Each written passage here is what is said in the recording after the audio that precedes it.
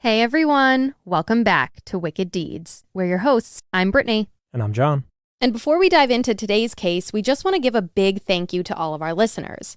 As of this past Friday, September 23rd, 2022, we officially have been creating episodes for Wicked Deeds for 1 whole year. We couldn't have done this without all of you who tune in every week. We want to say thank you for all of your support over the past year, so we're going to be doing a giveaway. The giveaway will be done through our Instagram page, so head over to Wicked Deeds Pod to review the details of how to enter. There will be 3 lucky winners who will receive a package filled with Wicked Deeds merch. You'll be able to enter the giveaway starting September 27th, 2022, and the giveaway will close on October 4th, 2022. We'll contact and announce the winners no later than Friday, October 7th, 2022, and again, all details on how to enter will be in our Instagram post at Wicked Deeds Pod. So with that, for today's episode, we're going to be discussing the case of a 14-year-old girl who went missing on her way to a babysitting job. Local authorities and the FBI sprang into action almost immediately, nearly certain that the young girl had been abducted. Over the years, there have been plenty of leads for authorities to work, but none have panned out. It's now been 48 years since the girl disappeared, and her family deserves to know what happened to her on that fateful day in 1974. Today's case is about the disappearance of Margaret Ellen Fox.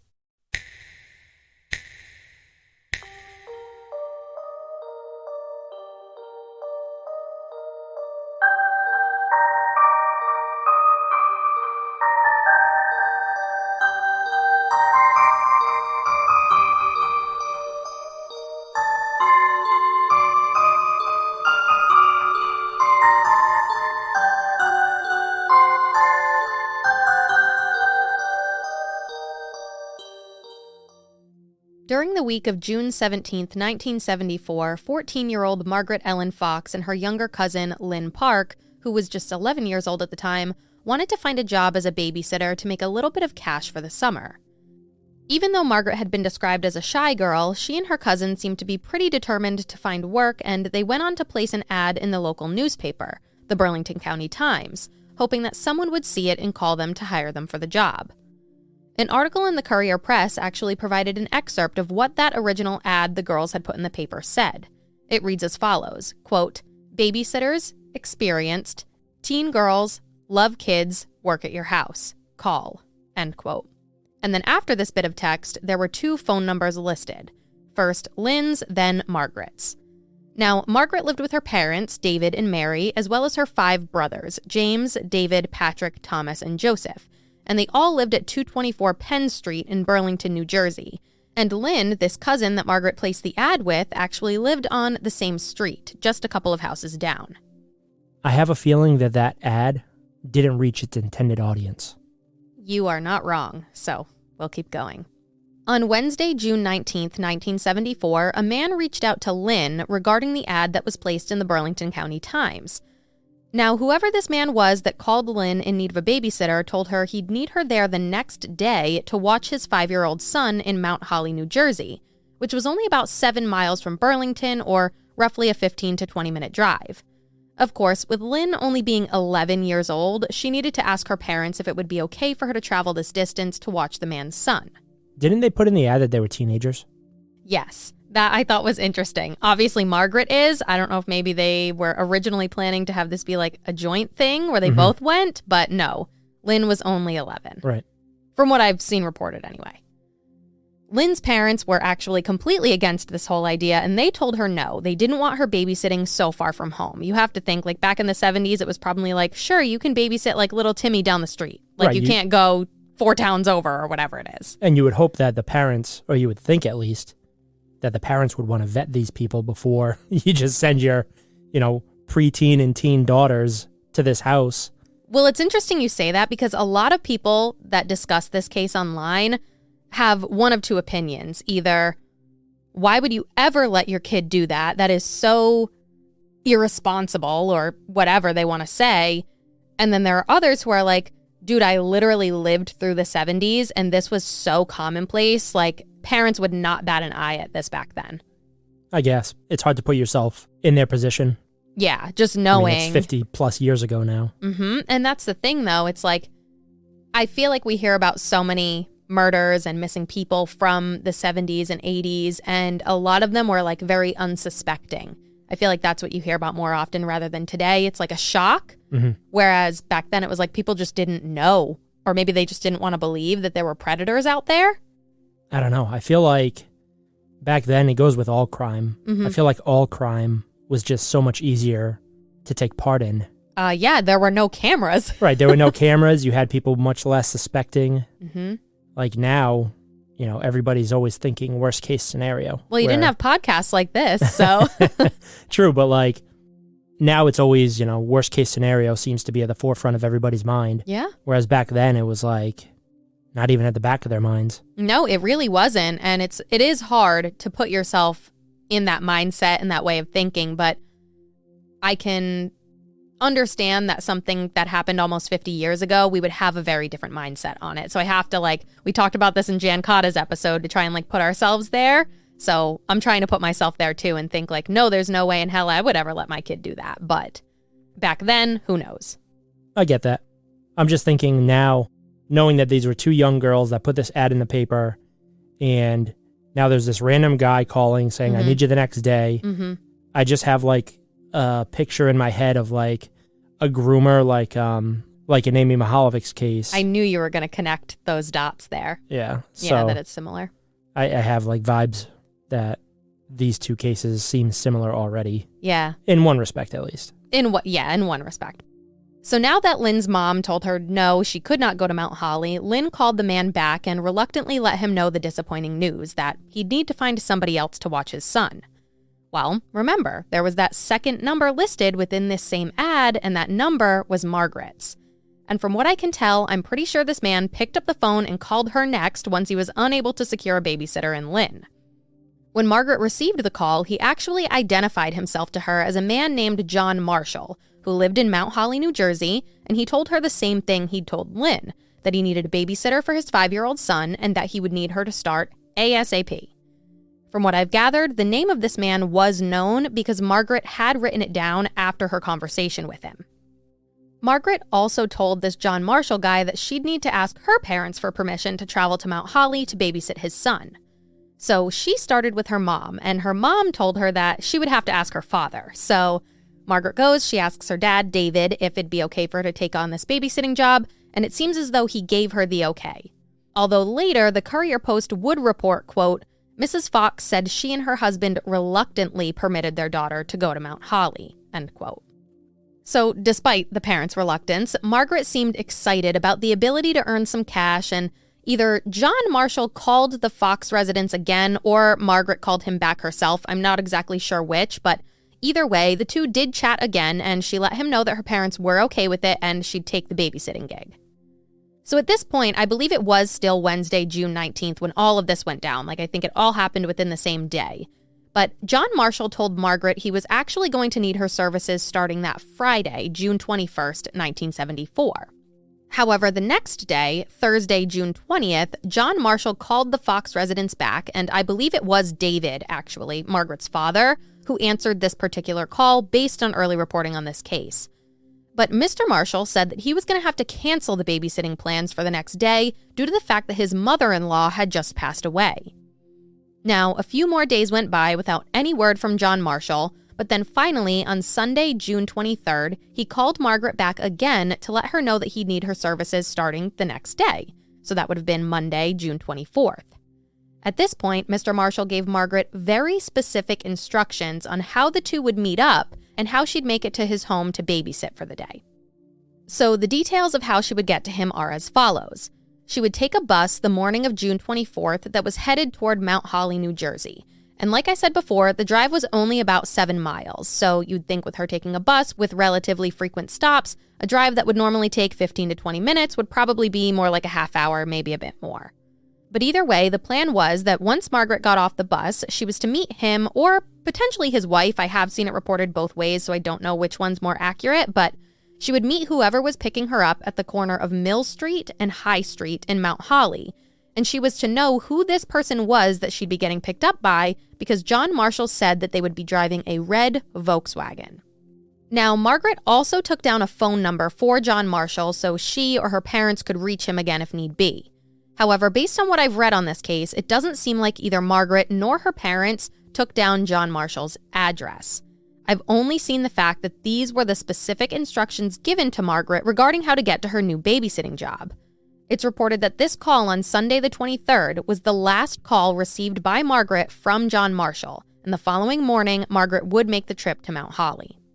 Do you know if these directions were given because Margaret's parents weren't able to drive her there? That I am not entirely sure of. I don't know. Because it's weird that whoever this John Marshall person is on the other line giving specific instructions on how she is to get to his house when, her mom or dad could just drop her off. I have a feeling they probably both worked because this was a Monday, so maybe that's why. I suppose. That's the only thing I can imagine is they weren't able to drive her. Mm-hmm. So then he was like, okay, well, this is how you can get here. Yeah, that makes sense. So Monday morning came and Margaret got up and got ready for her new job. I have seen it reported that she did pack a swimsuit to bring with her because Mr. Marshall had told her that he had a pool at his residence, and I guess he also mentioned he had a swing set and other fun things at his home, which would probably entice any 14-year-old. I was going to say, all things that a young 14-year-old or a young girl would be, like you said, enticed by. Yeah, absolutely. And to think, she was probably begging her parents at this point. This is such a great job for me to have. I get to hang out with this, little 5-year-old boy and have a bunch of fun and we can go swimming all day. I mean, that sounds like the summer dream, doesn't it? Yeah, it sounds like too good to be true. Yes. So Margaret left the house with her 11-year-old brother Joseph, and the two walked to the bus stop, which was reported to only be a couple of blocks away from her home on Penn Street. And now, John, that you just mentioned this whole thing about, why her parents might not have driven her, it's making me think now that she walked with her brother, maybe it was because her parents weren't home and weren't available. So the bus arrived roughly around 8:40 a.m., and Margaret hopped on and waved to her brother, and the bus drove off toward Mount Holly. Now, the morning came and went, and a call from Margaret never came in to her parents because, from what I can tell, she was supposed to call them when she got to John Marshall's house after she was picked up from the bus stop. It didn't seem like anyone was overly concerned about the lack of a phone call, though. I mean, there was this 5-year-old boy that Margaret had to care for. Then, obviously there was the pool and all these cool things that probably sidetracked her from remembering to call her family. However, the day continued on, and Margaret still didn't call. And then early afternoon came and went, and still nothing from Margaret. At this point, she should have been on her way home, but no one had heard from her. And I did see it reported that John Marshall's wife was supposed to be bringing Margaret home around 2:30 p.m. that afternoon. But by 3:30, there was still no sign of Margaret, no calls, nothing. I was just thinking, too, just sending this young girl on this bus, even if John Marshall is a real person and this job was a real thing and there was no ill intent on his behalf, something could also happen on this bus ride, too. Oh, absolutely. Yeah. So at this point, her parents were starting to become very worried. But, of course, they remembered that they had John Marshall's phone number. Margaret had written it down after their conversation the other day. So Mary Fox, Margaret's mother, called the number listed at around 3:30 p.m. that afternoon. Not in service. Not quite. When the other end of the line was picked up, it was a woman's voice that Mary heard. But that woman told Mary that there was no one by the name of Margaret Fox there. I can only imagine the thoughts that are swirling through her head at this point. What on earth is going on, and where the hell is my daughter? Is this Lady Wife Marshall? No. So it's just some random number? Some random lady. It can't be a random number, though, if they, at one point, had called John Marshall back. It seems likely that he was the one to make every phone call. And just give this number. As it could have been somebody could have transposed a digit. Maybe. And copying it down or whatever, but as far as we know, the number that they have, they never dialed and spoke to John Marshall on the other end. I don't believe so. So a little while later, after still not receiving any word from Margaret, Mary decided she was going to try that number one more time and see if she could get in touch with her daughter. She called again, and when the person on the other line picked up this time, they provided Mary with the most bizarre answer. They told her that this wasn't anyone's home telephone. She was calling a payphone outside an A&P grocery store in Lumberton, New Jersey. Okay. I could see that being a thing. What do you mean? I could see that, picture John Marshall calling from a phone that's not his, from a payphone, so it can't be tracked. Oh, if anybody ever looked into it, it would come back to this Lumberton, New Jersey payphone area. But if he had said, call me tomorrow at 12 o'clock. He could have been there. To let me know whether or not we're going to make this happen. Yeah. He could have been waiting there, waiting for the phone call. But of course, as Margaret's parents at this point, they've got to be like absolutely freaking out. Like, you've got to be kidding me. This is a freaking payphone? Why didn't this guy give me his home phone number so that we could call and get in contact with our daughter? Well, yes, I could see how they'd be worried. That's probably what they're thinking at this point, right? Yeah. So where is Lumberton, New Jersey in relative to...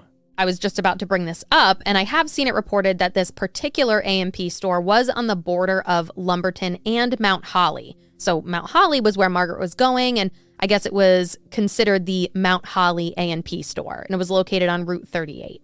My next idea, if I were in their shoes, would be go to that A&P store, see if anybody knows a John Marshall. Yeah, I mean, that makes sense. One other question. Okay.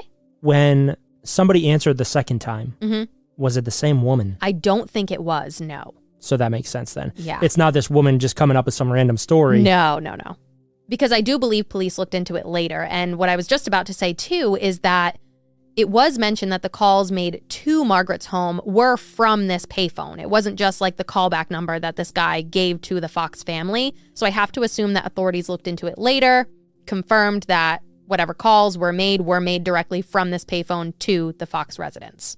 Okay, which makes sense as to the calls were made from there, quote unquote, John Marshall gave that callback number, because I'm pretty sure on payphones back in the day, the number for the phone was like listed on it, like near the coin slot, I think. Yeah. I bet they used a label maker. I need one of those. Or it's just painted on. Or that More too. permanent than a label. Yeah. Also, I have a picture of the specific payphone as well that I'm going to send you. There was like a photo of it included with one of the articles in the Courier Post. Not that I think it has like any investigative value, but I just thought it was interesting. Side note about payphones. You remember the old-timey, like, London payphones they used to always see in, like, TV and movies and stuff? They changed them. Really? And people were so distraught. They were like, that's, like, a loss of culture. Like the payphone from, like, Doctor Who? Remember the old, like, red ones? Yes. Yeah. Yeah, and then I think they changed maybe more towards the Doctor Who one. I'm not sure. Look up old London payphone. Yeah, I know the one you're talking about. Those are, like, iconic. Now look up New London payphone. Hopefully it doesn't come up with like New London, New Hampshire payphone. New London, Connecticut. Oh God, it's horrible. Right? If you're going to keep a payphone there, why not keep it the old style? Yeah, those are so much cooler. New and ugly. Like when we got rid of payphones, we didn't like change over the way they looked. No. We got rid of them. Exactly. Just a side note. Yeah, good side note. I didn't know about that. But yeah, this I'm glad you sent this picture because that's not where I pictured it would be. Oh, I was thinking, like, this is right up against the building. Yeah, it's not like in the corner of the parking lot or something. I was thinking like on a street corner. Yeah, at like an intersection. No, and, like, that's... A&P is like off to the side. Yeah, so that's interesting. It's like this person is now making these phone calls, running risks of like crying babies and like yelling children and all these things. Like as he's, I assume, like coming up with this hoax to get this girl to come babysit for his probably imaginary son. That's risky. But on the other hand, it's like it's worth the risk to have the phone get traced back to a payphone and not your home phone. Yes. So if you are up to something no good, it's a risk worth taking. Yeah. So at this point, Mary and David were terrified and had no idea what could have happened to their daughter, and now they have no means of getting in contact with her. So David Fox left the family's home and went searching in the Burlington, Mount Holly, and Lumberton areas to see if he could find any sign of his daughter, while Mary stayed home and called all over to see if anyone had seen Margaret. After hours of searching with no luck, the Fox family finally reported Margaret missing at 12:30 a.m. on Tuesday morning, June 25th, 1974. Now, the following is a description of what Margaret looked like and what she was last seen wearing that's listed on the FBI's website. It states, quote, "At the time of her disappearance, 2 of Margaret's top front teeth were missing, and she wore eyeglasses. She was last seen wearing jeans with a yellow patch on the knee, a blue blouse, a white and black checkered coat, and brown sandals with a heel strap. She was also wearing a gold necklace with flowers and a blue stone, and a gold charm bracelet with a blue stone. Margaret was carrying an eyeglass case with a Huckleberry Hound design on it, end quote. I find it amazing when people can give an account that accurate of what somebody was wearing on a particular day. Yeah, I assume it was probably maybe her parents saw her all dressed up and ready to go before maybe they left for work that morning or something, but... Or maybe they, prepped the clothes. Yeah, maybe she set them aside for her the night before, yeah. Ironed them and whatever. Yeah, but that's a very, very detailed description. Also, we are what our environment makes us now, and we have attention spans of a gnat. Oh, absolutely. I was just saying how I'm always brain fogged and I can't remember stuff, even though I know what I want to say, I can't say it. Yeah, it's like you lose the words. Right, back then, people's attention spans were probably longer. And because they weren't brainwashed by their cell phones all day long. Yep. So also, Margaret was described as being 5 feet 2 inches tall, 105 pounds, with long brown hair, blue eyes, and lots of freckles on her face. I did also see it mentioned that the jeans she was wearing were red in color, so I don't know if that changed over time or if they were in fact red jeans with a yellow knee patch, but I did just want to mention that. Now, this case is unlike the last few we've covered, and police took the disappearance of Margaret Ellen Fox seriously from the very beginning. Now, I would hope they would, because these circumstances seem far different than most other cases that we've covered recently. Yeah, that have deemed them a runaway or anything like that. There's no indication here of that. No, I mean, this girl was going here to perform a job as a babysitter. She was not running away. No, absolutely not. It's clear that that wasn't the case. So I'm glad to hear that they didn't waste any time. But where do we go from here? So the Burlington City PD was not wasting any time, and they also were immediately out searching for the missing 14-year-old. Remember, David had also been out searching as well. Authorities pretty much knew from the start that there was no indication that Margaret ran away, and it's reported that investigators started their search for her by following the same route the bus took from Burlington to Mount Holly to see if there was any sign of Margaret. But based on what we know already, it seems as though David Fox had done the same thing, and he came up empty. And from what I can tell, it doesn't seem like authorities found anything during this search either. Now, in hindsight, I know it's always 2020, but the best thing that people can do is when you have a bad feeling about something, notify the police right away. Yeah, definitely. Even if, it's like we've heard so many times where they kind of brush it to the side, at least you can let them know. Hopefully they do the right thing and they're on the lookout for her. Because if you had more than just David canvassing the area at that point, and that goes out to other agencies, time is a huge factor in something like that. The thing that sucks, though, is that at that point, you would assume Margaret probably got to Mount Holly between 9 and 9:15 a.m. You're 6 hours past that by now. Right. But if you wait till 2 a.m., yes, you're now 8 hours past that. Yeah, so then how far can somebody get? Say someone was trying to flee or whatever. Right. How far can they drive or travel in a shorter span of time than obviously a longer? That, and you also want to think about shifts that people work, right? If that bus stop is near, businesses, if people get in at a certain time and they leave at a certain time, say she was supposed to get there at 9, if somebody's starting a shift at 9 and they notify police 6 hours later, they can get out there, maybe talk to people that are getting out of a shift 2 hours from that point, an 8-hour shift. Hey, did you see this girl on the bus? Hey, did you see anybody weird hanging around this area? Yeah. Rather than the next day to say, hey, do you remember something that happened 24 hours ago? It's it's not as fresh in your mind. And yeah, I see what you're saying. So, John, like you were saying, investigators did talk to witnesses and any individuals who may have seen Margaret while she was traveling to Mount Holly to confirm that she actually, first of all, made it onto the bus, and then they were also trying to confirm that she'd made it to her destination as well. Authorities did mention that a woman on the bus did remember seeing Margaret there, and it seems as though for a while anyway that she might have been the last person to see Margaret. Unfortunately, though, this woman couldn't remember what stop Margaret got off at. What about the bus driver? It seems like they talked to everyone that they possibly could, but this was the only person that had an actual memory of Margaret. But then later, it's reported on the Doe Network's write-up on Margaret's case that additional witnesses did come forward to say they saw her get off the bus in Mount Holly and that she was seen walking in the area where she was supposed to be meeting John Marshall or his wife, whoever it was that was going to pick her up. So based on those sightings, it does seem like Margaret did make it to Mount Holly and she made her way to meet up with John Marshall. Also, after several days of authorities and the family searching for Margaret, the FBI actually began to consider getting involved in this case. The first couple of articles that I could find that touched on the FBI's potential involvement stated things like, quote, "The FBI is conducting a preliminary investigation to determine if there is any federal violation," end quote. An assistant special agent at the time, who was head of the FBI's New Jersey headquarters in Newark, New Jersey, told the Record, quote, "If there's any possibility, we step into it as quickly as we can," end quote. So it does seem like everyone, multiple agencies included, were taking this probably more than very seriously. Like, they were all over it. So if the FBI found that they could become involved, not only were they going to be helping the police by providing them with agents to work the case, but they also even offered up their FBI labs as well. It was also reported that investigators put out a 13-state alert to neighboring states and other agencies regarding the specifics of what had happened over the past few days before Margaret went missing and the circumstances surrounding her disappearance, and, of course, they would have listed the name John Marshall as the person she was on her way to see. I feel like John Marshall is a very John Smith type of name. Yeah, to me, it's a fake name. Yeah, I agree. There's no way that it's actually this guy's name. Or maybe it is, based on what I'm going to tell you next.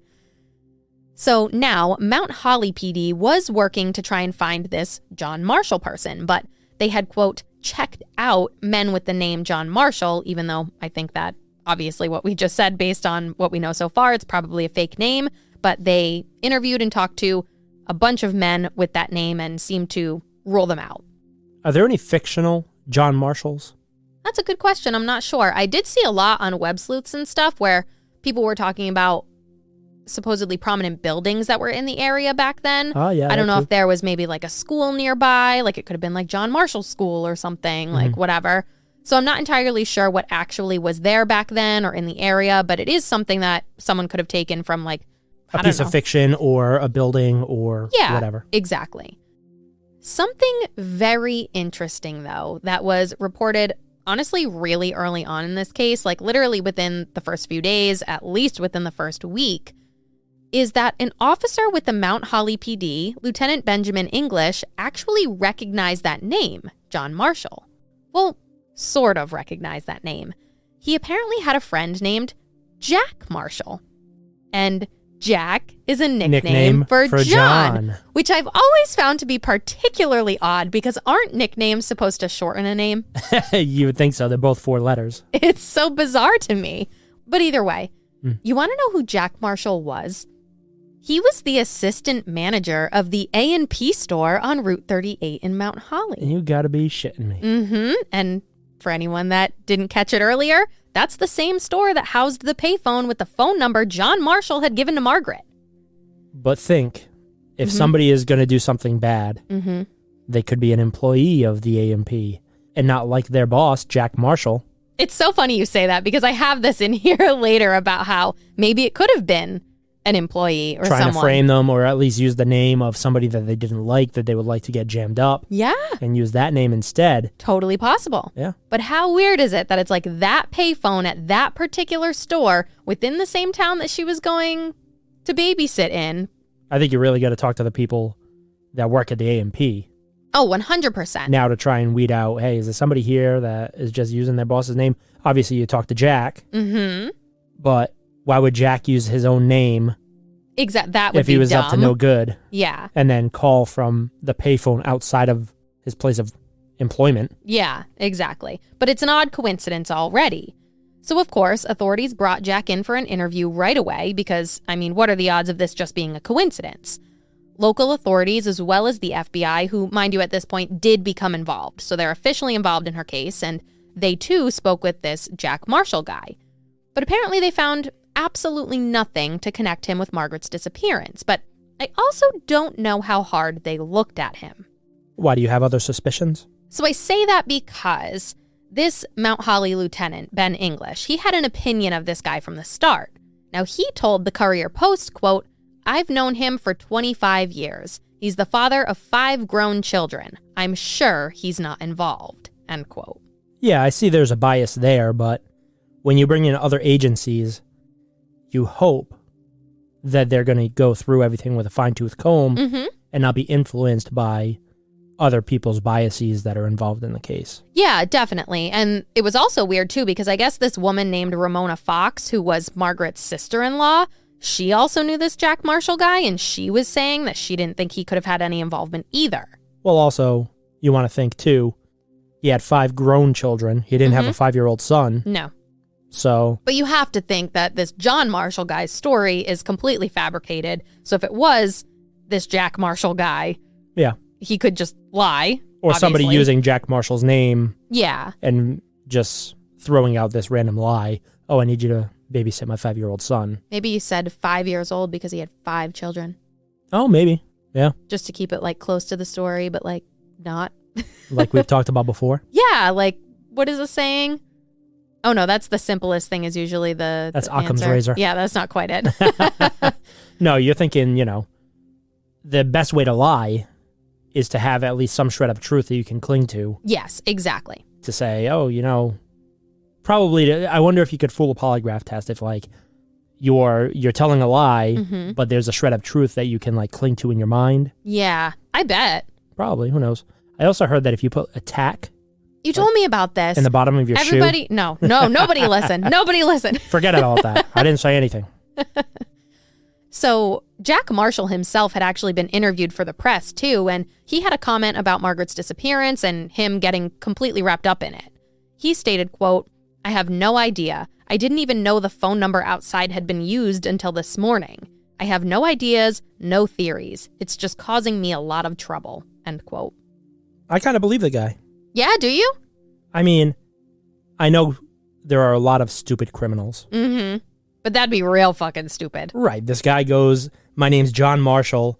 I need you to come babysit my son." And I'm calling from the payphone right outside where I work. Yeah. If you're up to no good. Yeah, no, definitely. I agree with that. And I think more than anything, like as we discuss this too, it makes me lean more towards the idea of it potentially being somebody that worked there. And I would hope that they would have scrutinized the employees of the A&P. And honestly, I don't know if they had record of like irate customers. Like I myself have experienced an irate customer. Very recently. So maybe someone had a grudge that was just like, you didn't sell me my eggs for $2. You sold them to me for $3. And they're all mad and they're trying to ruin someone's life because they're fucking crazy. And I'll tell you, little things will make people go crazy.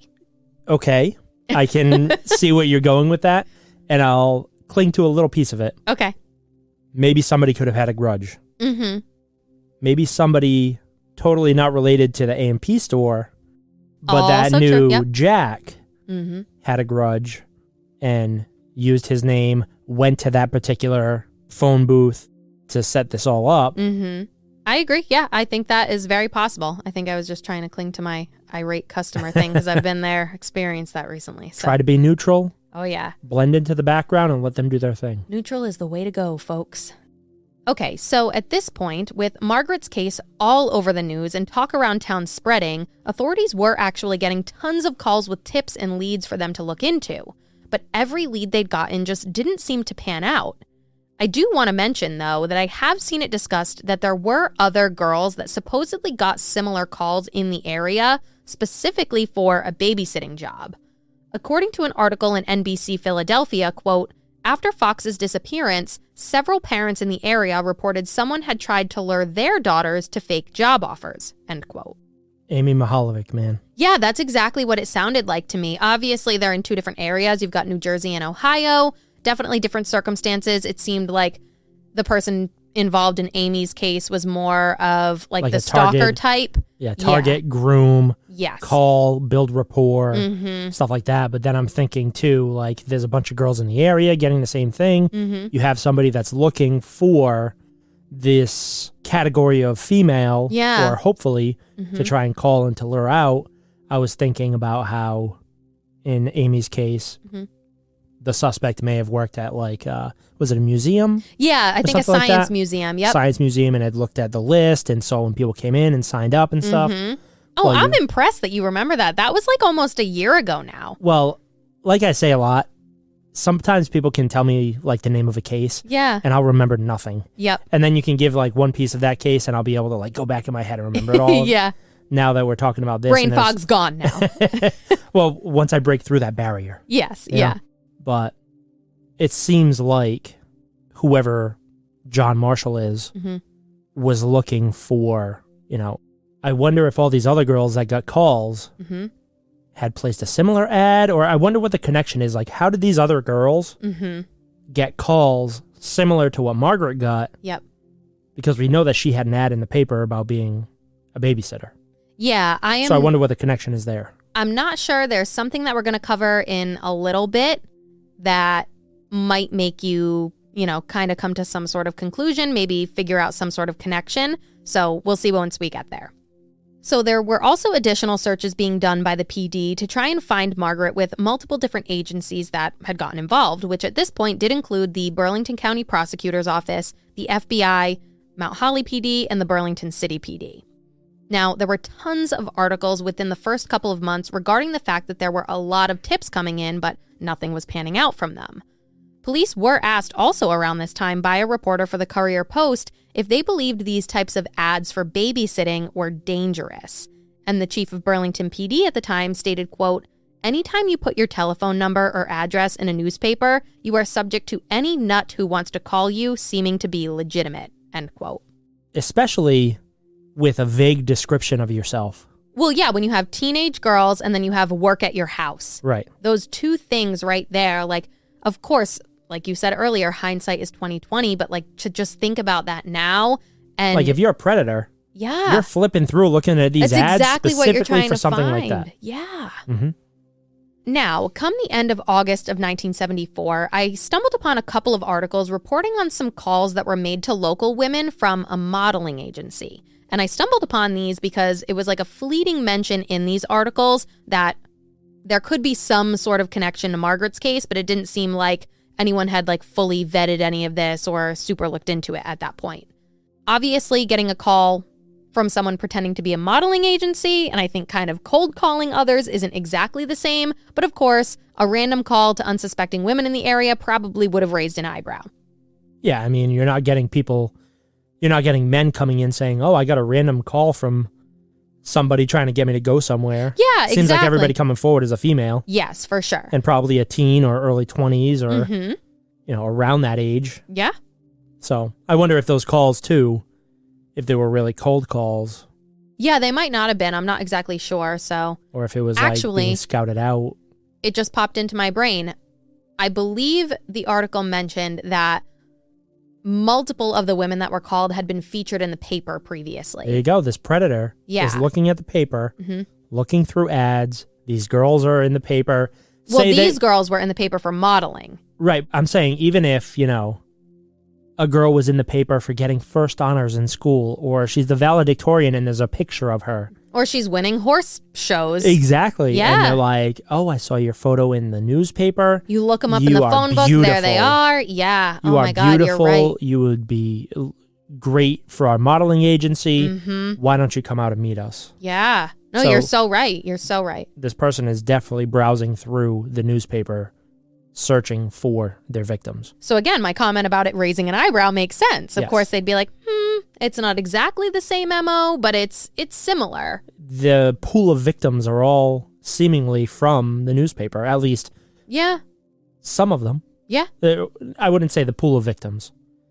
The pool of potential victims. Yes. Yeah, definitely. Because it seems like this person, at this point at least, has found Margaret and gotten her to travel at least to a destination where they could abduct her, take advantage, or whatever. Yep. Whereas you have all these other people calling and saying, "Oh no, I had this weird call from a modeling agency trying to get me to go meet up with them," and stuff. So yeah.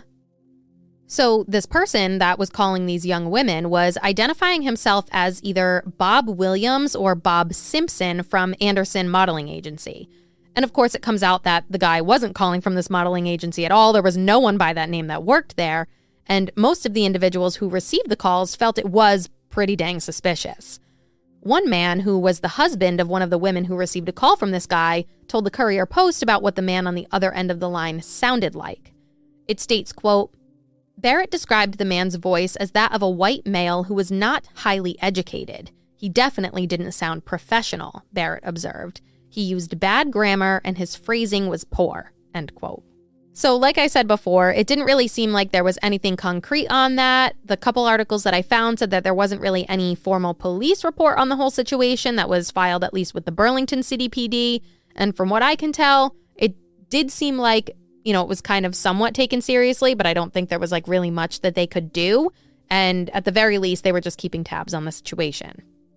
Also in August of 1974, there had been another lead regarding calls police had received about a man that drove a red VW that was said to be bothering women in the area. But it seems like that really didn't go anywhere. But honestly, this whole situation is very intriguing. I'm starting to have a problem with VWs from the 70s. I was thinking the exact same thing. Whether it's orange or red, if you were driving one of them, chances are, coin flip, you might be a predator. I apologize to anybody that drove a car like that in the 70s. No, I'm just kidding. But, what are the odds this weird guy that's, annoying females in the area, and John Marshall said that he drove a red VW. Yeah. And then in Mitchell and Bonnie's case, it was an orange VW. Both kind of in the same area. Yeah. New Jersey, Pennsylvania area. Kind of weird, don't you think? Interesting. Is there a connection there? No, because the guy in Mitchell and Bonnie's case was driving a van. And this was described as a bug? I don't know, because I feel like people have assumed it's a bug, and that's what I've read in a lot of places, but not in any like verifiable places.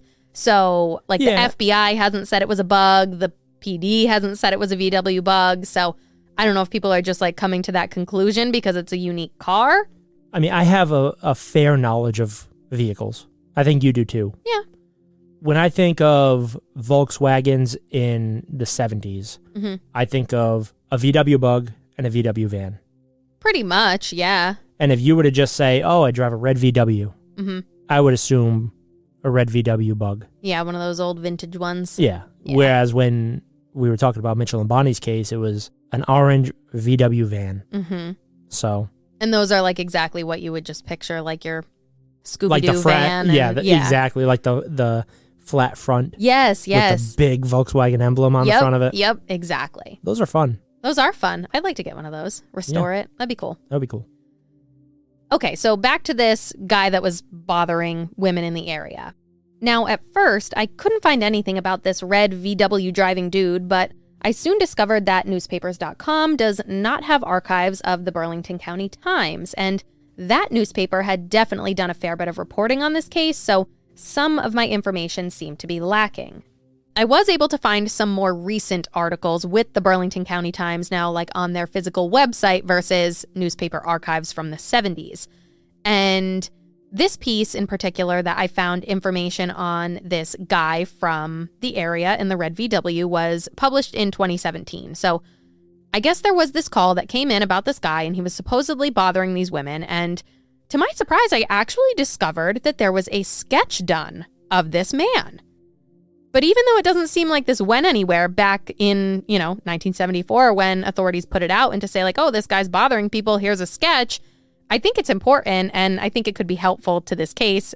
Regardless of where it went back then, I still think it's important now. I mean, it had to go somewhere if they called in a sketch artist. I mean, it doesn't seem like anybody has ever identified who this guy was. It doesn't seem like anyone... Right, I get that, but like if 5 women called in complaints... And they said, hey, this weird guy in this red VW was harassing me, trying to get me into his vehicle, blah, blah, blah, blah, blah.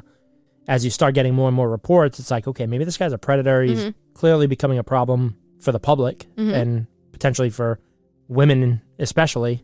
Somebody had to come to the station, give a statement, and sit there and describe this person to a sketch artist. So that's like a lot of resources, I think, because... Well, I don't mean didn't go anywhere with like they didn't do anything about it. I mean with like any results of the sketch being released. Right, but I'm saying that the PD took it seriously enough. Oh, for sure. These random claims, like at this point, nobody had been a victim of a serious crime. They've been harassed, unless there was a potential like, attempted abduction type thing. But that's a lot of resources to bring in to have somebody go forward and to have a sketch, that's great. Because I bet if you went to your local PD and said, hey, I have this guy that's been around all the time, hounding me and trying to abduct people, they're not going to be like, all right, describe him. Let me draw him. No, definitely not. If you asked me to do that, imagine. It'd be like a stick figure. Yes. Do you know the news? Yes, I know the one. I know the one. He's got like a hat on. Yes. And beady eyes. But yeah, it's good to know that this PD that had all these complaints about this weird guy in the red VW took it seriously, and we're actually trying to find him. Yeah, definitely. So this article says that the man was a white male, roughly between the age of 35 and 40 years old. He was 5 feet 10 inches tall and anywhere from 200 to 230 pounds. Now, the caption under his photo on the Burlington County Times website states, quote, he was said to have very blue eyes, light blonde or reddish hair worn in a crew cut, graying with very noticeable even white teeth. He was believed to drive a red-orange Volkswagen, the same vehicle that the man who called Margaret Fox for a babysitting job described to her. Police said this man tried to pick up a girl in Mount Holly the month before Margaret's disappearance, end quote. So, John, I'm going to send you a copy of this sketch now so you can take a look at it. All right, this guy. So first of all, those are striking blue eyes, even in a black and white photo. Are you serious? You don't think so? Everybody that looks at this sketch on our Instagram or on our website, this is a black and white photo, and those look like striking blue eyes to me. I mean, I guess I see what you're saying, but what I was going to say is this is a detailed, very realistic sketch. Oh, yeah, it's fantastic. I completely agree, and I think that if anybody knew someone back then, they would recognize this guy right off the bat. Abso-freaking-lutely. Obviously, he probably wouldn't look like this today, but I urge anybody listening to go look at our website, go look at our socials. I will have this sketch up there. Take a look at him, scrutinize it, look at it for a long time. If you need to draw in blue on the eyes, do it. But if you know him, contact police. It may have just been me. It was definitely just me. But when I'm looking at this, I'm picturing this person wearing glasses. Oh my God, me too. It looks like they're wearing glasses, but then I looked at the photo even deeper, more intensely. Yeah.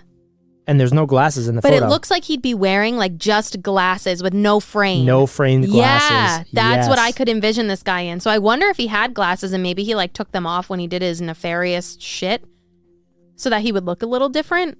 Well, you know the glasses that serial killers use. Oh, I know those, yes. I have a pair. You have a pair?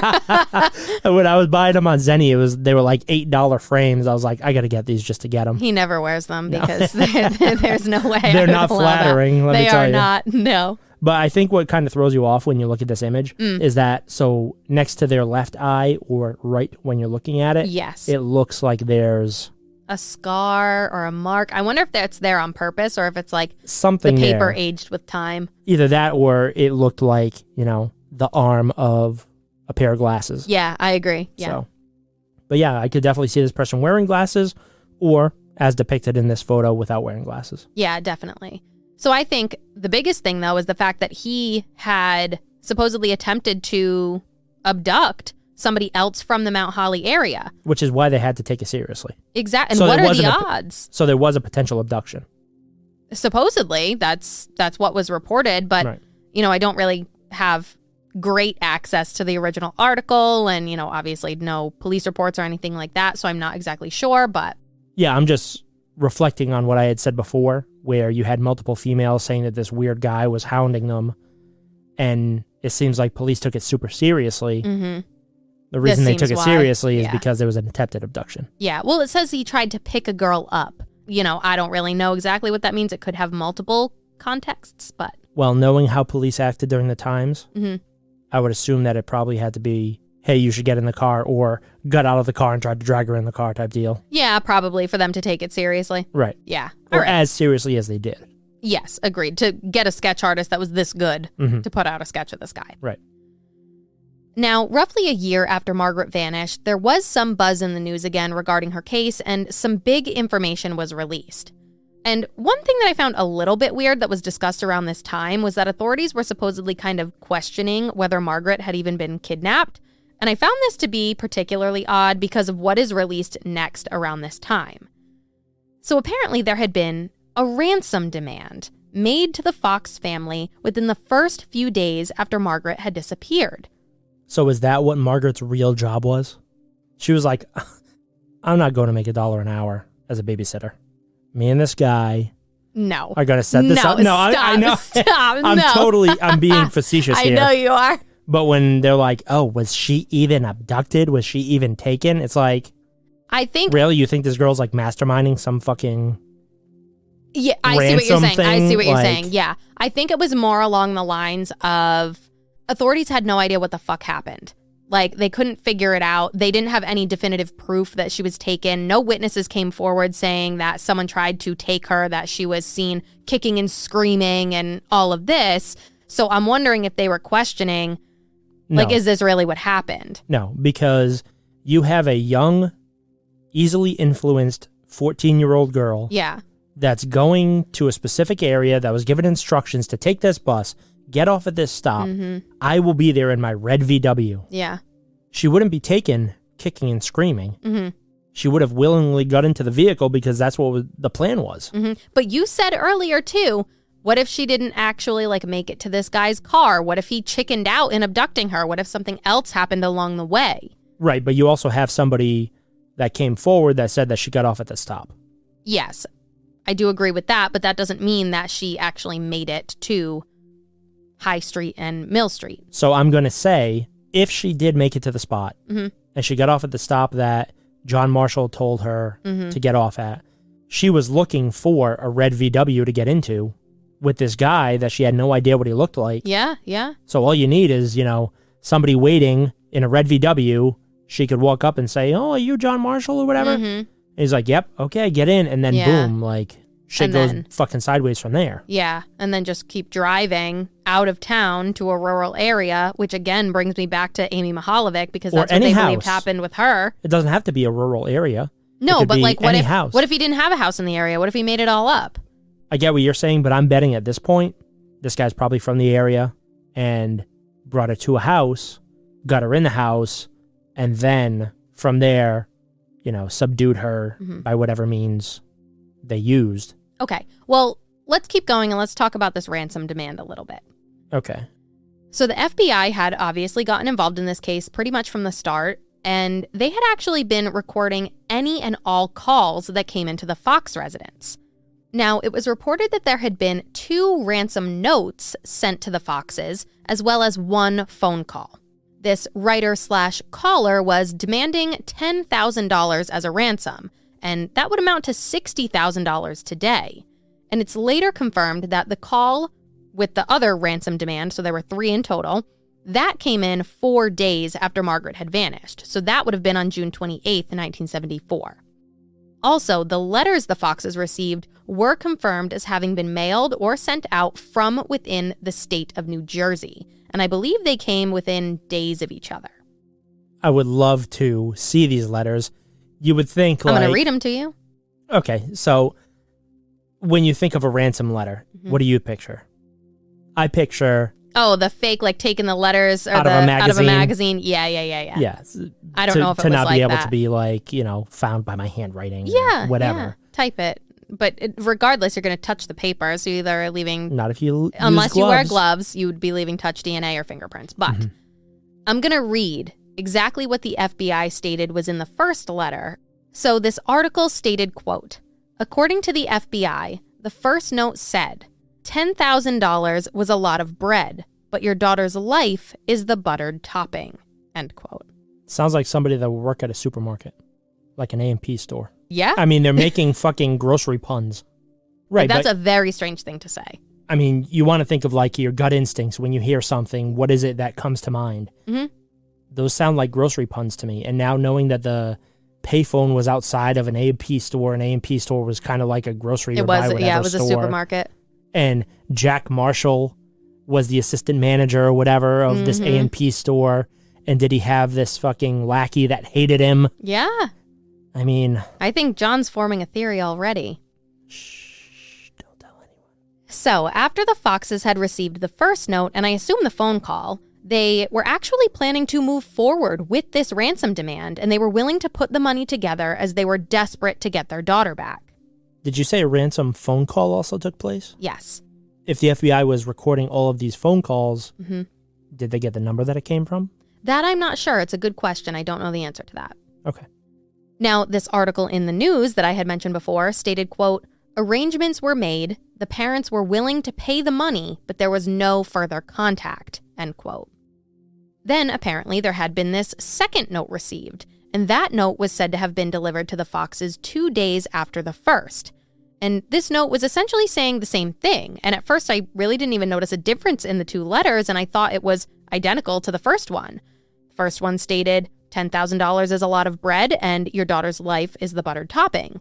But the second note states, $10,000 was a lot of bread, and your daughter's life was the buttered topping. And if you couldn't tell, the difference there is in the tense of the letter. So previously it stated that it is a lot of bread. It is the buttered topping. Now it's saying it was a lot of bread. It was the buttered topping. I'm wondering if Margaret was alive when that first letter was sent, and whoever this scumbag is that abducted her had now killed her because they didn't get a response, or they didn't get their ransom fast enough. I mean, that's a valid. And now this is very close to the first letter, just changing the tense, just slightly different. That it and makes letting a you difference. It's like hey, you could have saved your daughter's life, but you didn't get back to me fast enough. Type thing. It's interesting that you have this belief so far, because I was going to say, from what I've gathered, it seems as though because the original attempt to provide the ransom after this first letter was received, it was supposedly like botched or messed up, and something happened, and I don't know what it was that happened, but they weren't able to either get the money or get it to this person or whatever. Something happened and it got all messed up. So I think that what authorities gathered from the second letter was that the writer was telling them, by using this term was, that was it. They were done. They weren't going to collect this ransom anymore, or attempt to collect it anymore. Or they could not provide their end of the bargain for the ransom. Exactly, yeah. Also, the notes were reported as having been signed as follows, quote, so long again, end quote. And the S and the L and the A were like either in parentheses or like separated out from the rest of the word. So it was like the S space, space, space, O. The L space, space, space, long. You get what I'm saying? Like a cipher type deal? Not quite, but I guess these SLA initials were for this group called the Symbionese Liberation Army. And they were some like terrorist group or like something crazy, and I guess they were like radicals, and they had supposedly kidnapped some girl, and then I guess they were allegedly involved in some killing of a superintendent in California. Like, there was all this crazy stuff like discussed about them, but from what I can tell, like after like, the FBI and the local PD got involved and looked into this and all of that, they determined that this group was not a part of this whole situation, it seemed like, anyway. But it was just odd. Like, why is it signed this way? So it seems like to me, we have Jack Marshall, who doesn't appear to be involved in here, but John Marshall is the name used. Yes. And the phone booth is right outside where Jack Marshall works. And he's the assistant manager of it. Then you have these ransom letters being sent, and they have SLA being attached to them in some way to make you think that this terrorist organization could be involved. It seems as though... I totally see what you're getting at. Yep. It seems as though whoever is taking part in this, if the caller on the phone is the same person sending these letters, they're trying to send you in all these different directions away from who they actually are. Yep. Totally agree. Now, just to touch on the letters, recently, Brittany and I are big TV buffs. That we are. I'm more of a TV show person than I am a movie person. So you could probably give me a show, I've seen it, not the movies. That's too much of an endeavor. I can binge 10 hours of a show. Criminal Minds. Yes. But you asked me to sit down and watch a 2.5 hour movie, it ain't happening. Yeah. So it makes me think of The Patient. Yes, the show that I'm far more into than you are, but you're suffering through it with me. I wouldn't say that I'm suffering through it with you, but I wasn't like drawn in the first couple episodes. But I do want to see where it goes from this point on. Yeah. Now, for those people that are listening and haven't seen it, we don't want to give too many spoilers, but it stars Steve Carell and Bill Weasley. That's not his real name, but if you that's seen not Harry his name Potter, in the show. But the guy who plays him, he's in it. Bill It's Weasley. very psychological, and I'm curious what you're trying to get at, though, about why this reminds you of it. What about it makes you think of that show? So just to give the person the credit that they're due, Domhnall Gleeson is the actor. Oh, yes. So in this show, you have, Steve Carell plays a psychologist or psychiatrist. I always mix them up. And you have him seeing this guy, and a whole bunch of shit happens, but he's very impulsive and obsessive, and he can't hold himself back. And when he wants to do something, he just like can't stop himself from doing it. Yeah. So when you're talking about these ransom letters, it's like, okay, this ransom letter got sent out, and then 2 days after the first one is received, it's like, I couldn't wait any longer. Yeah, I see what you're saying. Margaret is now dead, and I'm sending it in past tense because I'm not going to collect the ransom, and you can't get your daughter back. Yeah. It's like whoever did this could be very impulsive and can't wait, or... Yeah, I could see it being like an OCD thing along with whatever other psychosis they're dealing with, and yeah, that's interesting. That's a good That's kind of what I was thinking. I was imagining Domhnall Gleeson's character writing these letters and trying to hold himself back to say like, I need to stop this in this moment because I'm like sending out this ransom demand. I'm doing this for whatever, and I can't hold myself back. Yeah, I see. I totally see the connection. So at this point, it still seemed completely unclear to authorities if Margaret was kidnapped and if this ransom demand was a hoax, because they had no indication if it was obviously the person that took her or someone that was just trying to get money out of an unfortunate situation. And that is fucked up. So if that was you that did that, you're an asshole. But yes, that's fucked up. But also, I mean, when you're talking about a ransom thing, it's like, you get the money for the other thing. Yeah. I'm thinking more along the lines of it's fucked up like if this was totally a hoax, because we've talked about so many other families that are going through tragedy that they get these fucking bullshit phone calls like... It's like every other case we cover that this happens. Right. So it's like, not only are you dealing with this tragedy, but you also have these lunatics calling you, either giving BS information or making claims or maybe potentially in this aspect trying to collect ransom. It's like, unfortunately, not only are you stuck dealing with, what's happening, but you're also being bombarded with, nonsense from nut jobs. Yeah, absolutely.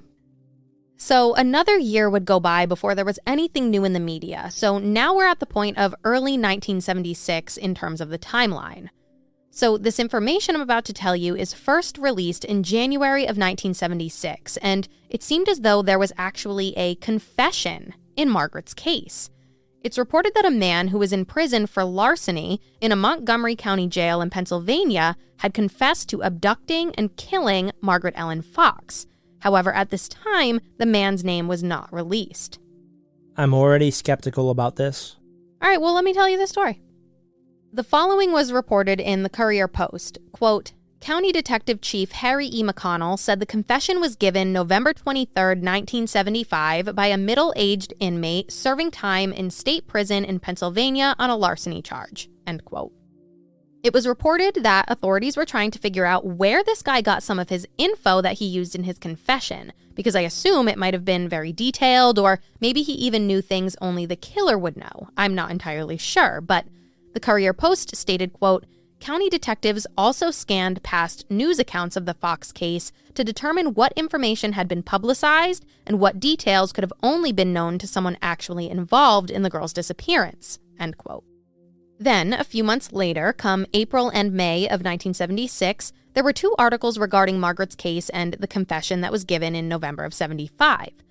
So, as we know, this man was previously unnamed and he'd confessed to Margaret's abduction and murder, but now his name was actually released publicly, and it was stated that he was a 53-year-old man by the name of Charles Clobridge.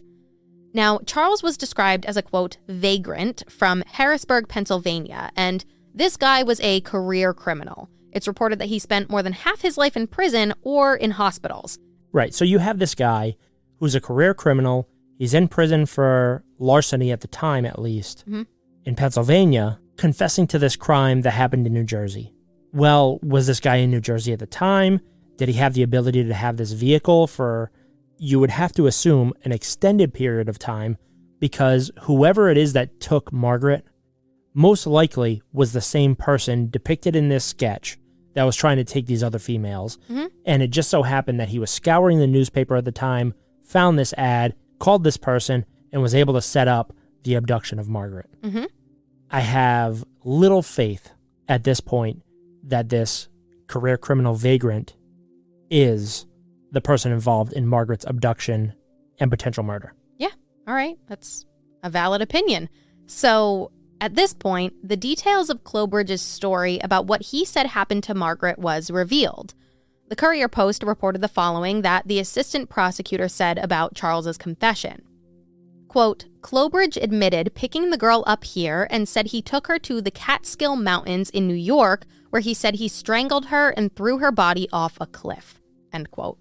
Now, Clobridge's story appeared to have changed over time, with him later telling authorities he buried her in a landfill. Then he also said he didn't kill her at all. And then he also gave authorities info regarding other people that supposedly told him these, quote, details of the case, which I wonder if that has to do with what authorities were looking into before. But either way, the investigation into Clobridge's confession was reported to have lasted 3 months and involved dozens of officers from multiple jurisdictions, including officers in New York, obviously, to search certain areas of the Catskills. Burlington County landfills were also searched using cadaver dogs based on Clobridge's ever-changing story. At this point, though, in mid-1976, the articles in the news were regarding Clobridge's hearing for his, you guessed it, false confession. It's reported that on April 27th, 1976, so about 6 months after the date of his original confession, Charles Clobridge admitted to authorities that his entire story was, in fact, a big fat lie.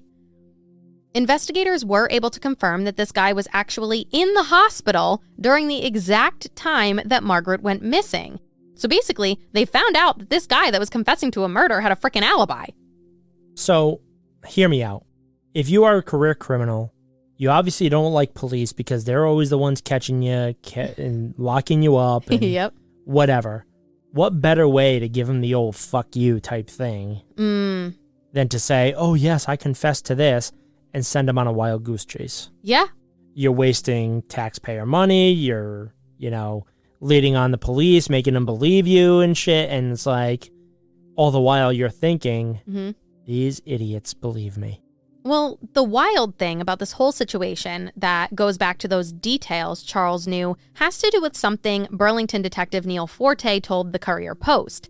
It states, quote, the unique part about the whole investigation is that we had a guy confessing to a murder who must have read every news account ever printed about the case. The confession appeared so realistic that we had no alternative but to carry out an investigation. In this case, we worked hard to prove a guy innocent, end quote. I mean, when you're locked away and you got nothing but a newspaper and a toilet to sit on. And time. Right. Time. That's the thing. And you want to, stick it to the man. Yeah. The man being the police that put you away. He was smart enough, though, to make it realistic. I mean, smart enough, or you have enough time, like you said. Yeah, I guess. So now, after Clobridge was charged, he actually pled guilty to whatever the charges are for providing a false confession. And you can tell that authorities were pissed about what he'd done, just based on the tone of most of the articles on this whole situation. The assistant prosecutor for Burlington County even said at the time, quote, it was a gigantic hoax and the monetary expense and man hours by the Burlington County Prosecutor's Office was stupendous, end quote. The judge even asked Clobridge why he did it, why he lied about this whole thing, and his shitty response was, quote, honestly, Judge, I can't answer that, end quote. I think John had the right idea here. But what's interesting is that authorities think he was actually trying to find a, quote, permanent house when he confessed to the crime, end quote. And another article about this situation stated, quote, Clobridge reportedly has spent more than half his life in jails or hospitals, allegedly feigning heart trouble or committing petty crimes in exchange for a place to stay, end quote. So to me, that means that he was likely homeless and he's using this story to try and find, like police said, a permanent place to stay for a long time, because murder is going to get you away for a long time. And the thing that just pisses me off about it, obviously, like, it's annoying that authorities had to go and spend all this money and all these man hours, but also imagine the Fox family and what they're going through because of this piece of garbage. Right. With the idea of whoever's actually responsible for this still being out there. Yeah. And this guy just being like, oh, yeah, it was me, just so he can stay in prison for longer. Yeah. It's not the first time that I've heard of career criminals going out and taking part in crime just to hopefully end up in jail because... And have a hot meal and a place to sleep. Yep. They get 3 square meals a day. They have a bed to sleep in. And there's structure. Yeah. They don't have to think about anything. So, I mean, if this guy had nothing else outside of prison... and he was potentially institutionalized, and it was just easier to be told what to do all the time and just live your life. Yep. I could see why he was going after, you know, the confession and saying, oh, it was me, to hopefully end up there for the rest of his life, and he wouldn't have to worry about, you know, being back on the street, trying to get a job, whatever. Well, he still got a part of what he wanted anyway because he got 2 to 3 years in prison for his false confession. I guess, yeah. But anyway... After this false confession info in the news, another year went by, and on Thursday, June 16th, 1977, the body of a 15-year-old girl was found in East Brunswick, New Jersey, which is about a 45 to 50-minute drive from Mount Holly where Margaret had last been seen. However, this girl was identified pretty much right from the start, and her name was Patricia Kulthow, I believe is how it's pronounced, and she'd been lured with the prospects of a babysitting job. But apparently, said call had been fake.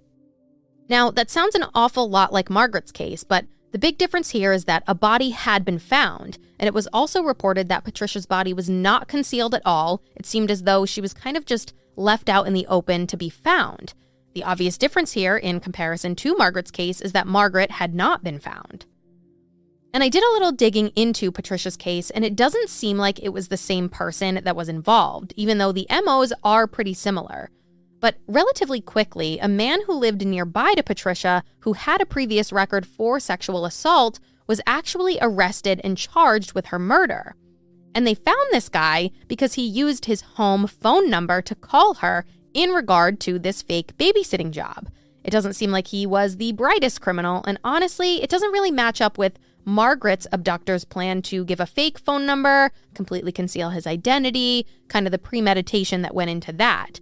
However, it made me wonder about those other calls that we were discussing earlier, whether it be the modeling agency calls and the guy that said, you know, he didn't sound very educated and that his grammar was poor and all this. And then it also made me go back to think about the calls that other girls were getting about babysitting jobs. Were those calls from this guy and not actually the person that took Margaret? I don't know. What was the time difference between when this other girl... 2 years, almost to the day. So when was this guy arrested?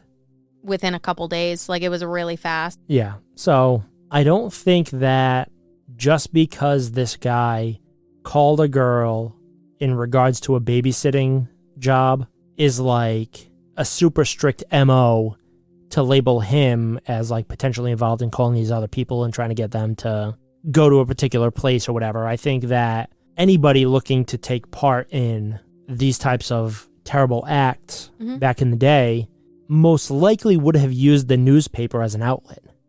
Which is why very early on in this episode, I said, I don't think that their ad that the two girls put in for their babysitting job would reach the intended audience. Yeah, unfortunately. So after this, 15 years went by before there were any more significant mentions of Margaret's case in the media. By now, it was 1992, and authorities, of course, believed that Margaret was abducted. I think that was obvious from the start, so I don't know about that whole comment before regarding like when the ransom calls came out, but at this point, it does seem that they're pretty dang sure that she was abducted. And Detective Leonard Burr, who was one of the original detectives on Margaret's case, told the Asbury Park Press, quote, "All the investigation I've done would tell me she was probably a victim of foul play," end quote. So now, in 1992, there was a relatively big development in the case, and it was reported that a skull belonging to an unidentified female had been found 4 years prior, so that would have been in 1988. The skull was said to be found, quote, "on a grassy hill near Sandy Hook Bay in Atlantic Highlands," end quote. And Atlantic Highlands is about 70 miles or an hour and 20-minute drive from Mount Holly, New Jersey.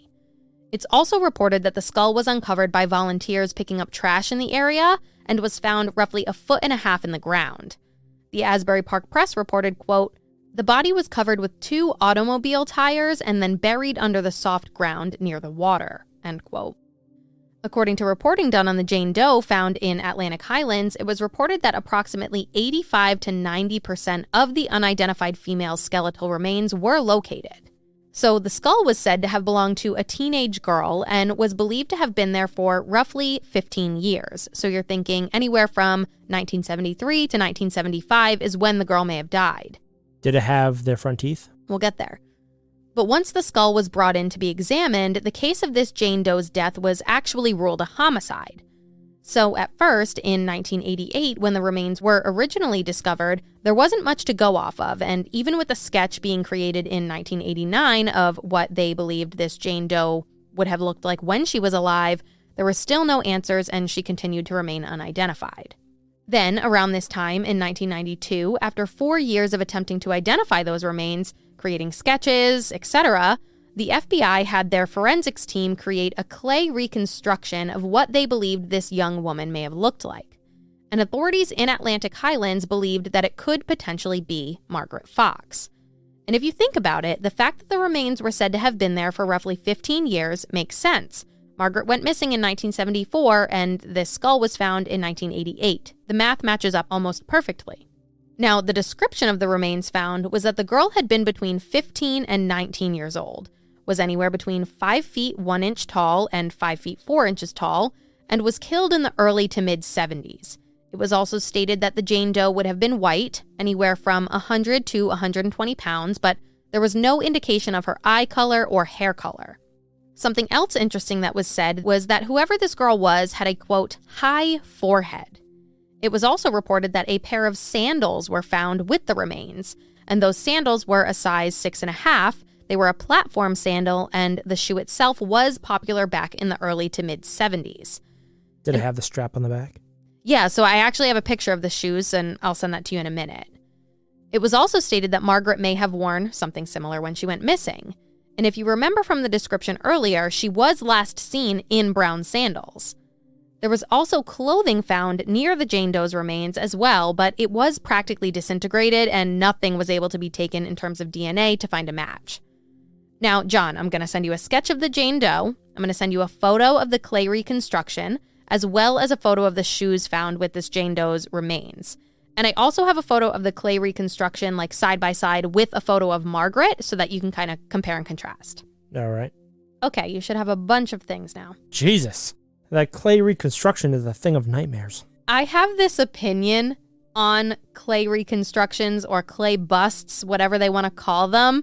I have such a hard time thinking that anyone looks like them because they look very alien to me.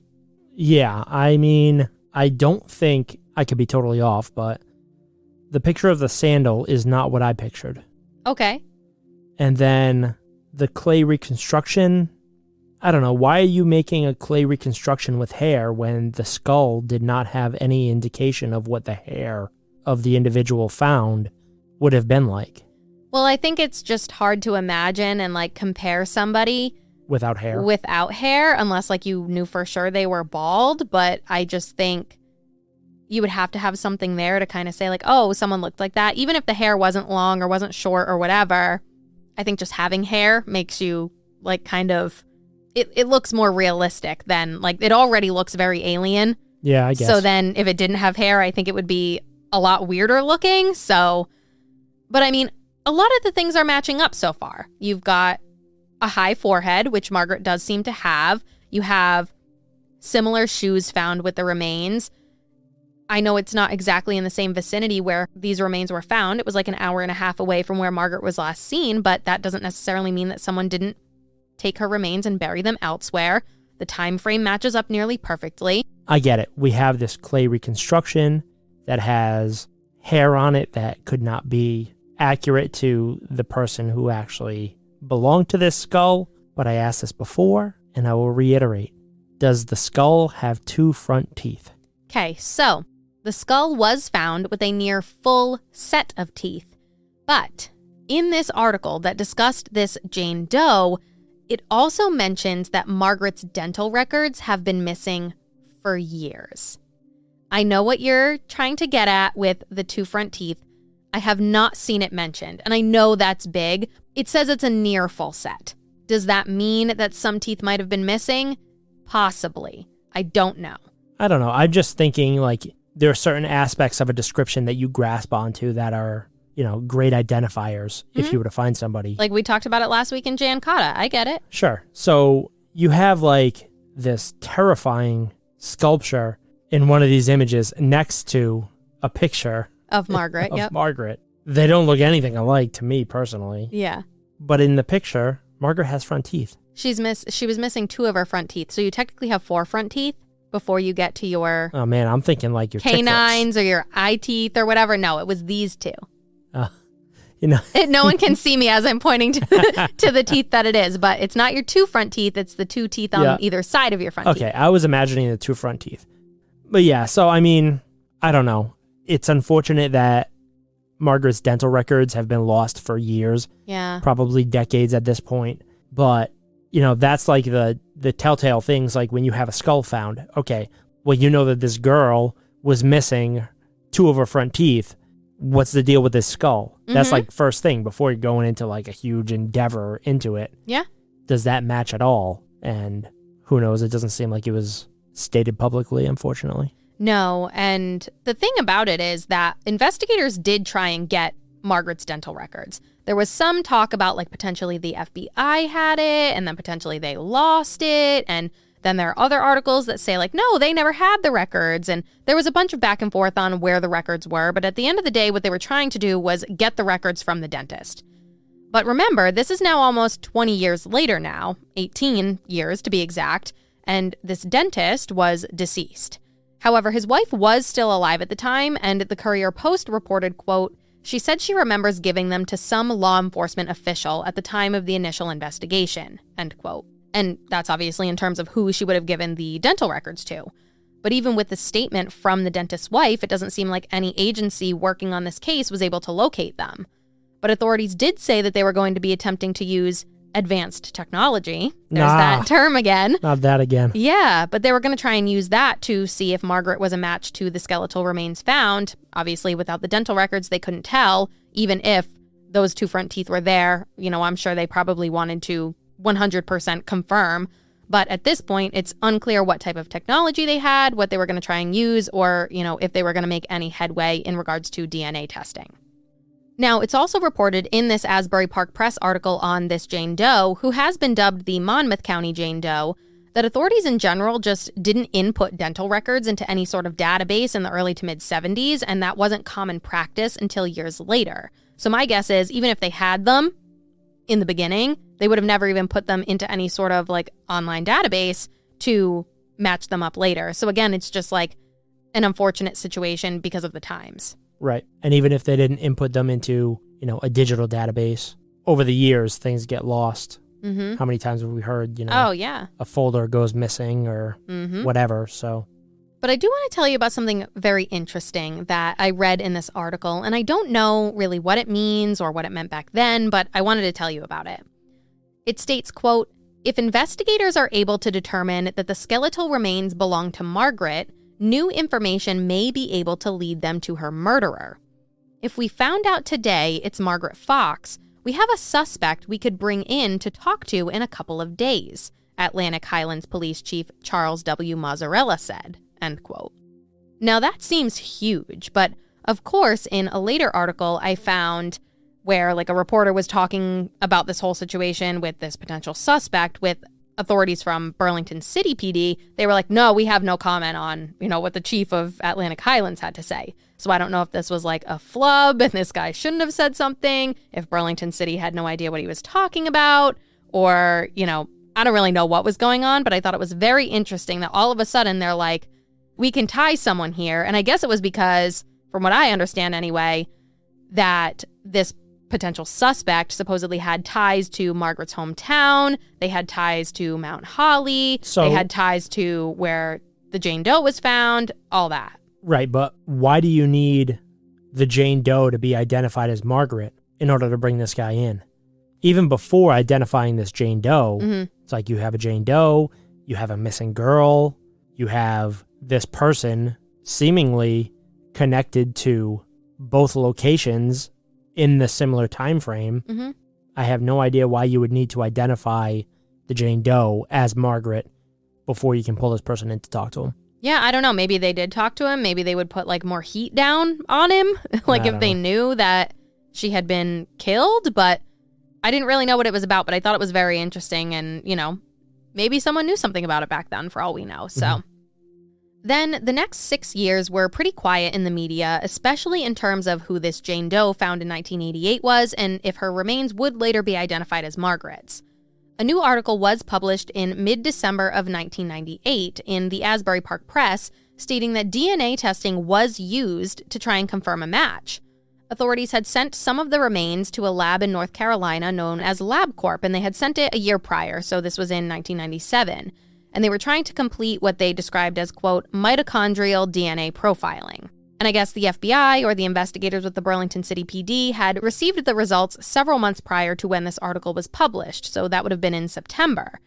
And it was confirmed in this article that after the DNA testing was completed, the remains did not belong to Margaret Ellen Fox. I had a feeling that they wouldn't be. I had a feeling too, yeah. So after that other girl went missing, where a guy abducted her and killed her and... Her body was found. Her body Patricia, was found, and right? Yes, Patricia. Okay. So after she was found, I was thinking that, they're obviously separate cases. Whoever abducted Margaret seemed to have planned better. There's obviously other accounts of potentially this guy driving around in a red or orange VW trying to abduct females, but I think that if this person is the same one that abducted Margaret and most likely killed her, they had some type of plan to either dispose of the body at a house or somewhere where she would never be found. Yep. I think, at least as of now, potentially local, and the body disposed of on someone's private property. Yeah, that would make sense. So another 19 years went by before anything new was discussed in Margaret's case, and this time, now in 2017, that same article I mentioned before with the info on the sketch and that guy was published in the Burlington County Times. And also, around the same time, it was reported that a retired Burlington County officer began working on Margaret's case in his spare time. He was re-interviewing many people involved in the case, like original law enforcement, as well as individuals who were on the bus the day that Margaret disappeared. But unfortunately, it doesn't really seem like much came from this, as I only found like 1 or 2 articles from this time, and I'm not exactly sure like what it is that he was able to uncover. But not only was he working on it, the FBI was still very involved. Current officers in Burlington City PD were involved, and Mount Holly, and overall, it really seemed like this case is near and dear to authorities' hearts, and it's one that they are desperate to solve all these years later. So then a couple more years go by, and now in 2019, on the 45th anniversary of Margaret's disappearance, a couple of big things were released in her case. First of all, there was now a $25,000 reward in the case for information that would lead to finding Margaret or potentially her killer and their conviction. The police chief now in 2019 was Chief John Fine, and he told CBS News, quote, "The disappearance has haunted this community for decades," and said he hoped to bring answers and closure to Fox's family, end quote. But the next thing that's released has to do with that ransom note and the ransom call. Well, the FBI actually released that call.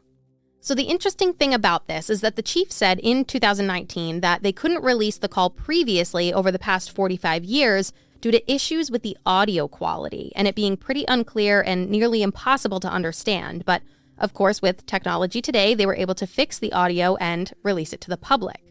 It's also mentioned that it took them years to get it to where it is now to be able to even be released. Of course, to this day, it's still unclear if it's actually the person who took Margaret that made this ransom call or if it was someone that knew of her disappearance and was trying to get money out of it. But I still think it's important to listen to it and determine if you think you recognize this person's voice. So I'm going to play the call for you now. $10,000 might be a lot of bread, but your daughter's life is the buttered topping. Who is it? Do you think there's anything distinct in the way that he speaks? Do you think he pronounces his words weird, or does it sound to you like he might have some sort of accent, or... Not an accent, but it doesn't sound like your average person when he's like... So it oddly sounds to me almost like he has cotton mouth and he's trying to over-pronunciate his words.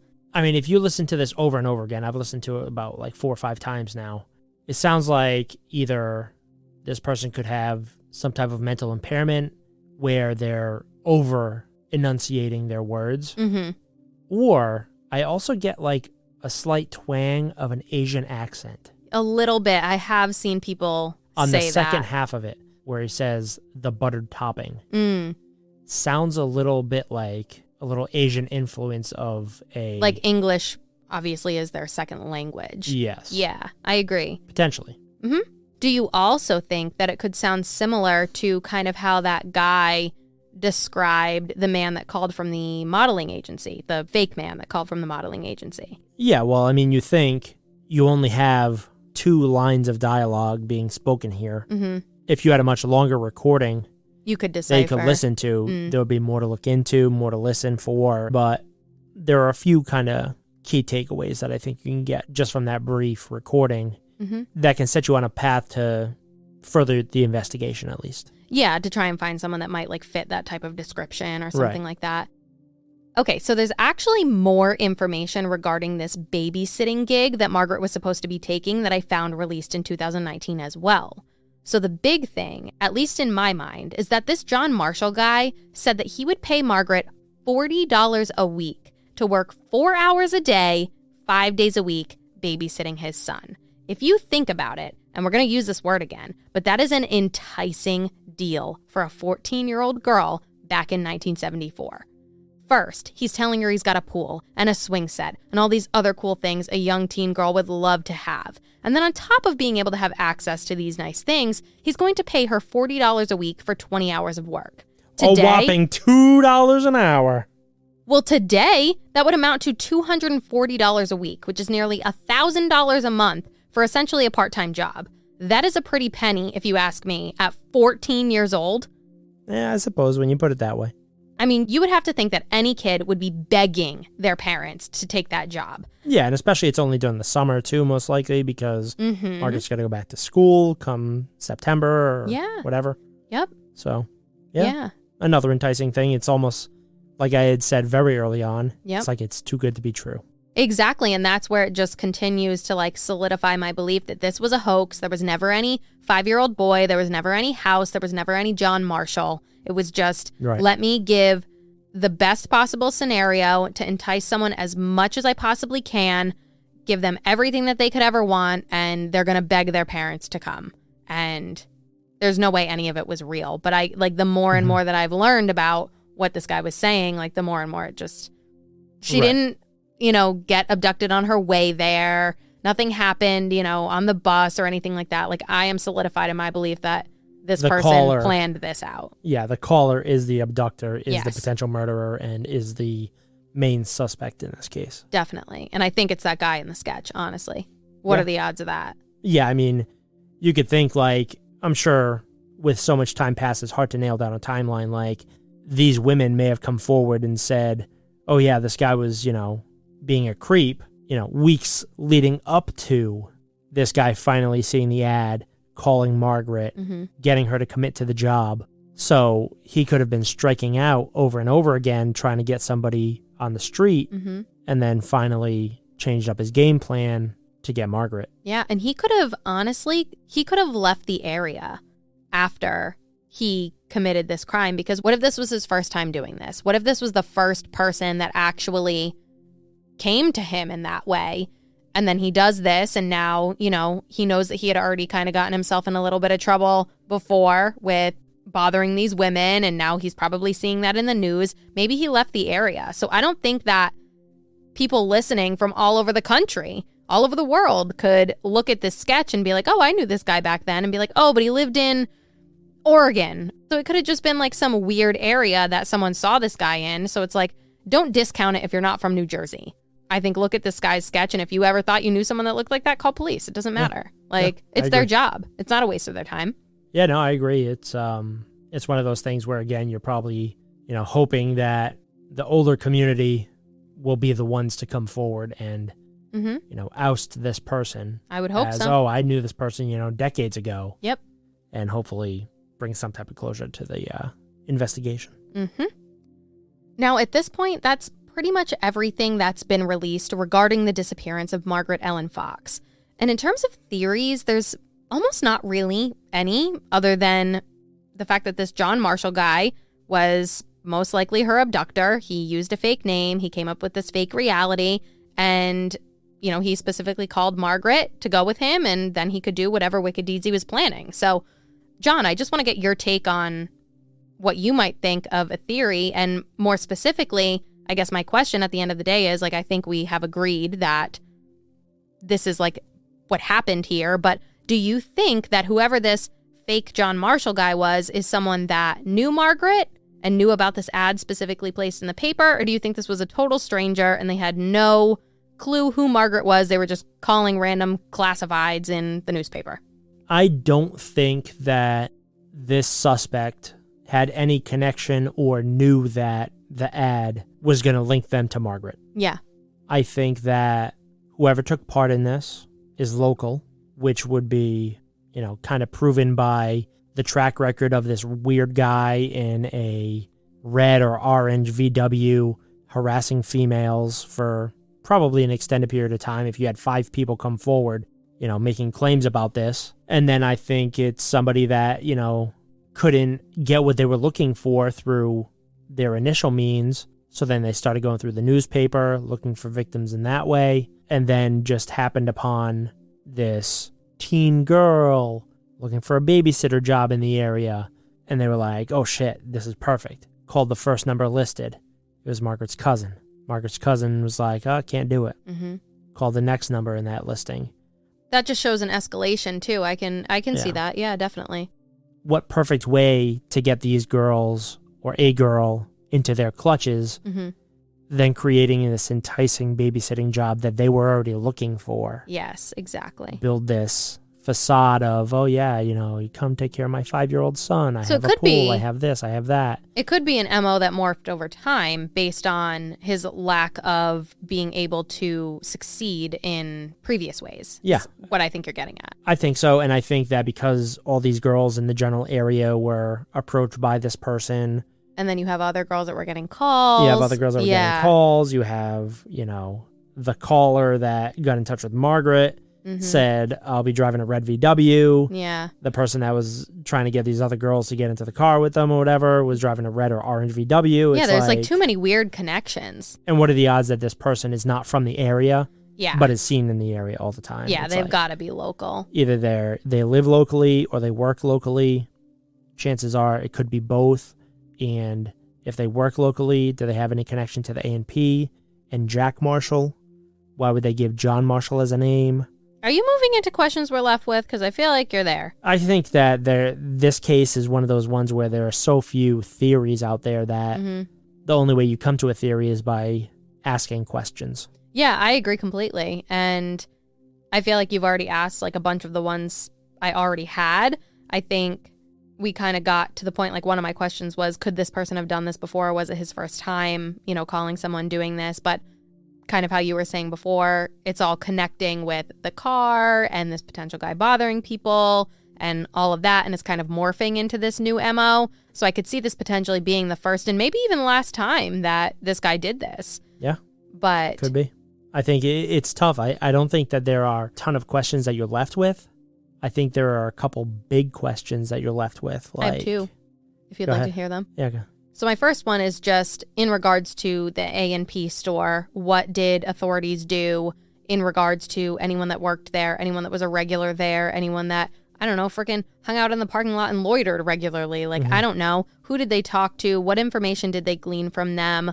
Just what came of all of the employees of the A&P and their interrogations or questioning of them? Yeah, and my question that would connect to that would be, did Jack Marshall know anybody that matched the sketch or the description of the person potentially involved, or at minimum, know any male with striking blue eyes?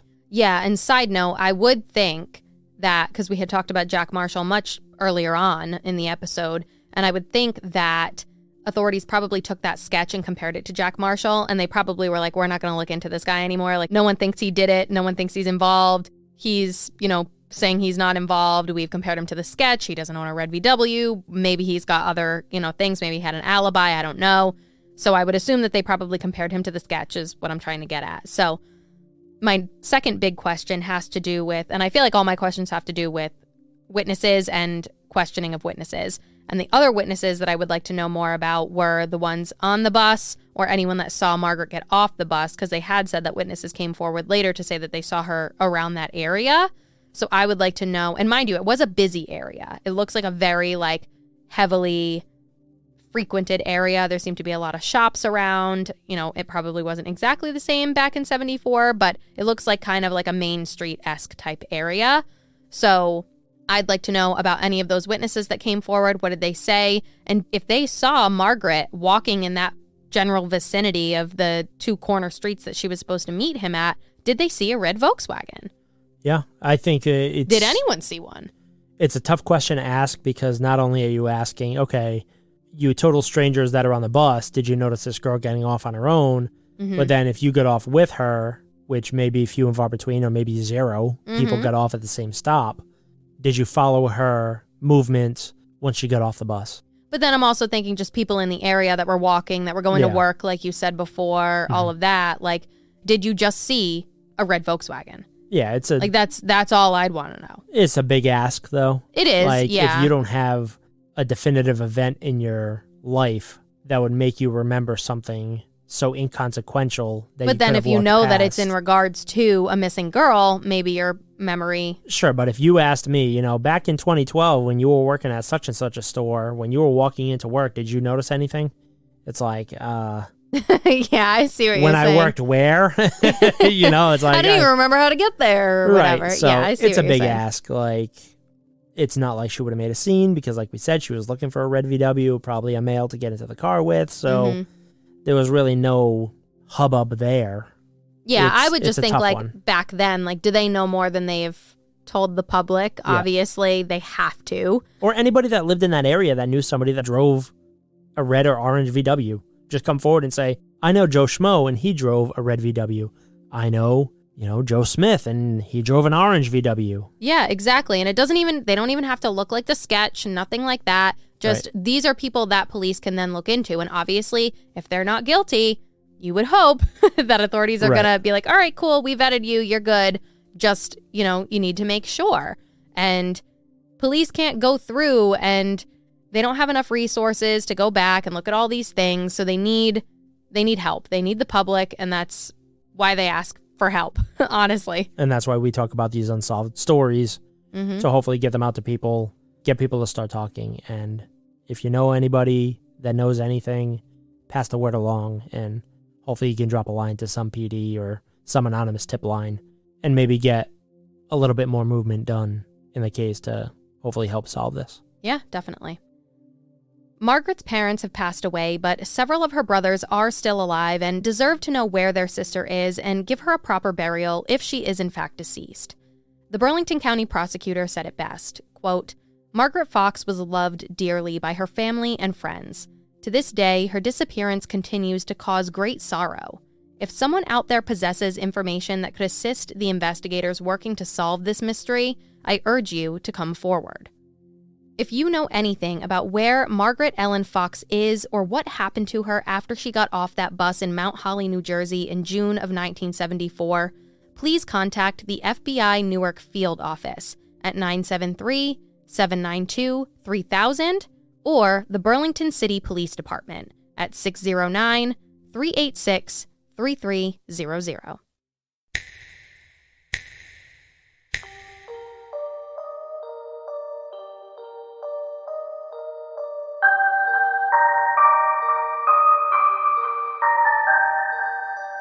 Thank you all so much for tuning in every week. We're so happy to have you here. Make sure to leave us a 5-star review before you go and follow us on our socials.